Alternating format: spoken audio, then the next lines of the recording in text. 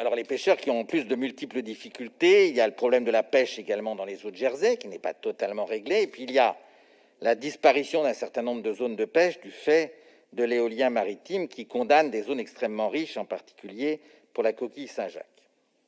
Pour revenir sur l'aparté sur les éoliennes en baie de Saint-Brieuc, je vais dire précisément ce que j'ai dit lorsqu'on a eu l'occasion de débattre. De manière très courtoise, je le reconnais. Nous n'avons pas la même position, M. Penel. C'est ça la différence. Et j'ai envie de dire, c'est finalement ça la démocratie. Vous êtes pour le nucléaire, nous on a décidé de ne pas l'être.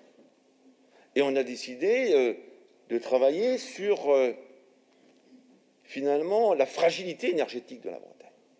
Et comme j'ai eu l'occasion de le dire, lorsqu'on fait un parc éolien offshore comme celui de la baie de Saint-Brieuc, c'est pas simple. Et évidemment que ça aura des impacts.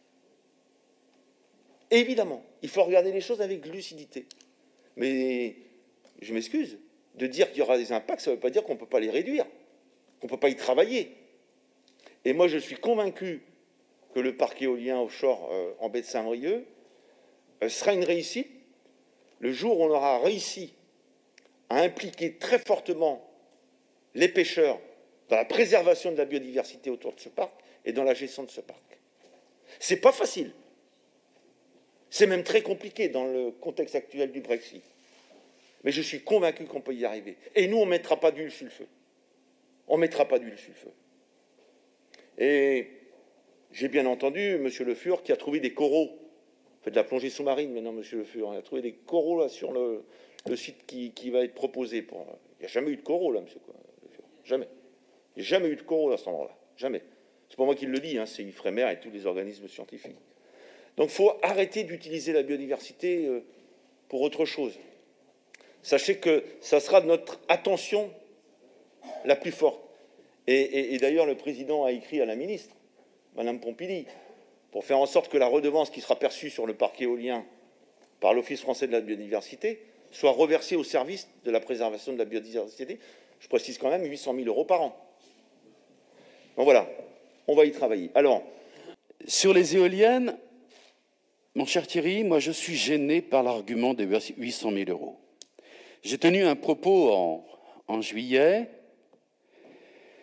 long, sur les effets de ce parc éolien en baie de Saint-Brieuc, en termes de biodiversité, tout autant sur les oiseaux, les mammifères marins, que sur les coraux. Et il vous suffit, en l'occurrence, d'échanger avec des gens que vous connaissez, hein, des pêcheurs de la baie de Saint-Brieuc, et qui parfois les plus éminents d'entre eux, pour constater qu'ils existent.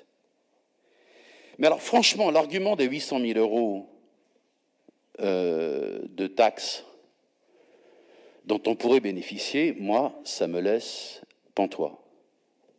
Ça veut dire que pour 800 000 €, on pourrait tolérer une atteinte telle à la biodiversité? C'est quoi? C'est du plat de lentilles? Non mais franchement, quelle tonalité cela donne à ce sujet? Je ne vais pas traiter de ce sujet de biodiversité en baie de Saint-Brieuc parce que vous savez quand même, hein, on va avoir 800 000 €. Non mais, qu'est-ce que ça veut dire? Comme il y a de l'idéologie à vouloir développer de l'éolien, quoi qu'il en coûte, pour la biodiversité et pour les riverains de ces éoliennes. Alors, ne me faites pas le coup de dénoncer dans mon propos une approche volontairement simpliste. Au contraire, je mets le doigt sur les complexités. Le simplisme consisterait à ne pas prendre en compte les questions légitimes que je pose. Concrètement, aujourd'hui, j'en appelle à engager la révision du fameux triskel électrique breton, qui a 10 ans, qui fut voté en janvier 2011, afin que nous prenions en compte les nouvelles dimensions technologiques et sociétales. Je vous remercie.